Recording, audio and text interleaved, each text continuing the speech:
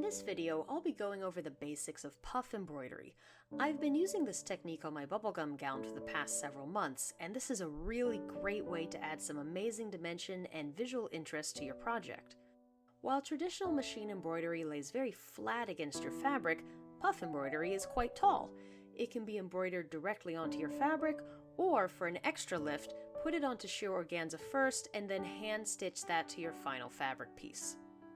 This technique creates height by stitching over puffy foam, trapping some of the foam inside of the satin stitching and creating that height. Puffy foam is sold by several brands, including Sulky and Puffy Stitch.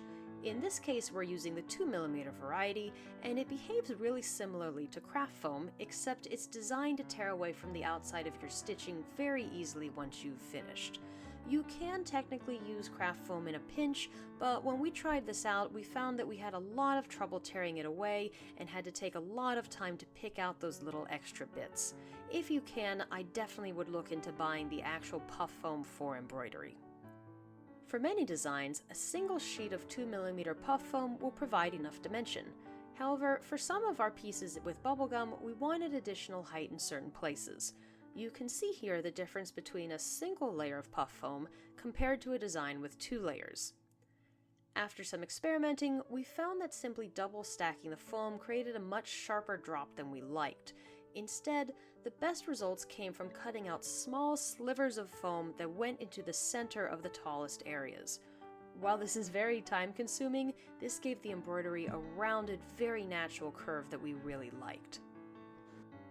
When getting started, always use designs that are satin stitch fills. Any understitching, tight flat fills, or other types of stitching will flatten your foam instead of creating that raised look that we're after.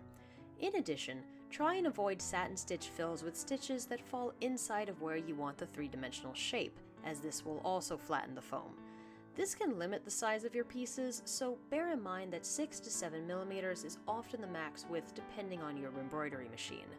Instead, get creative and consider splitting your shapes into smaller interlocking pieces if you have a large design. If custom creating your design, set the satin stitch fill to a tighter stitch density than usual and loosen your top thread tension. The more stitches, the more your needle will penetrate the foam and the more cleanly it will pull away. A denser fill will also better cover the foam and avoid accidentally exposing that foam through the gaps in the thread. We also suggest first sewing a long, loose running stitch over the foam at the start. This will help secure the foam down without too many penetrations prior to satin stitching. For bubblegum, I really wanted as much height as possible, so I'm stitching onto a piece of polyester organza in order to later burn away the edges.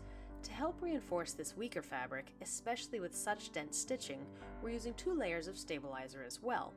Stretch your fabric into your hoop as per usual, and then close. For this piece, we'll be double stacking those slivers of foam for an extra tall embroidery, but feel free to skip this step if your design does not require this height. This is really not a necessary step. Each foam sliver receives a spritz of basting spray before it's placed on top of the running stitch guideline. A second running stitch then secures the foam to the organza so that we can move on to the next piece.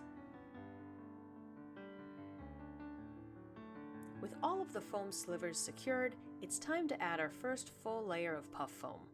Apply spray base to one side of the puff foam and then press securely down over your fabric. If possible, try and use foam close to your thread color, or at least in the same color family.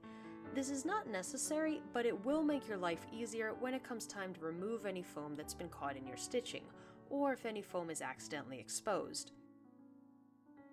As your embroidery runs, you can see how the stitching completely covers the puff foam, hiding it from view.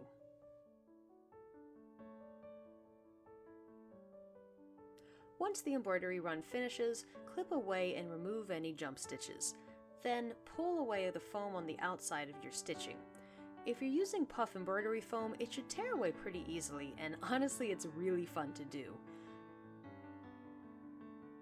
With all of the foam removed, you'll be able to see that puffy, raised embroidery area. If your embroidery involves a second color like ours, it's time to repeat that process again. Spray based on one side and press down a layer of puff foam that matches your second color. Press go and watch the embroidery do its magic again. Once again, the satin stitching is trapping our puff foam beneath the embroidery, creating that raised effect.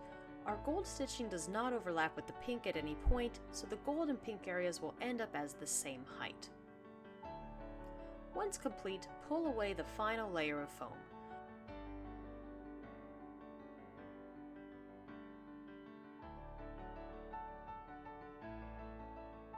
For a complex design like this, you may need to use tweezers to remove any foam that's become trapped between the stitches. Gently tear away both layers of stabilizer.